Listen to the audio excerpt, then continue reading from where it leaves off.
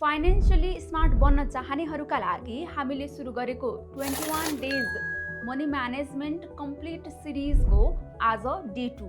नमस्कार, म सृजना मिश्र। आज हामी कुरा गर्दैछौँ महिनाको बजेट कसरी बनाउने।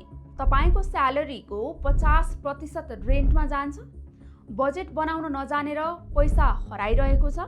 आज सिक्नुहोस् 50-30-20 रुल। कमाईको 50% निड्स अर्थात् आवश्यकताको लागि छुट्याउनुहोस्, जसमा तपाईको रेन्ट, खाना, बिजुली, ट्रान्सपोर्ट आदिमा पर्दछन्। यी इसेन्शियल खर्चमा आफ्नो इन्कमको 50% छुट्याउने योजना बनाउनुहोस्। अब बाँकी 50% मध्ये 30% वान्ट्स अर्थात् तपाईको चाहनाको लागि छुट्याउनुहोस्, जसमा तपाईको मुभी, सपिङ, खाजा, इन्टरटेनमेन्ट यी सबैमा 30% छुट्याउने योजना बनाउनुहोस्। अब बाँकी भएको 20% लाई तपाईको सेभिङ अर्थात् बचत, जसमा तपाईको emergency fund, investment, future planning आदि पर्दछन्। यसमा 20% छुट्याउनुहोस्।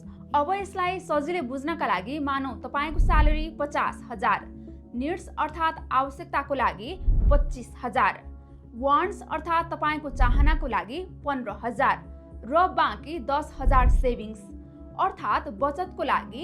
यो रुल फलो गर्न सुरु गर्नुहोस् आजैबाट र हाम्रो अरू फाइनेन्शियल टिप्स कन्टेन्ट हेर्नका लागि फलो गर्नुहोस्।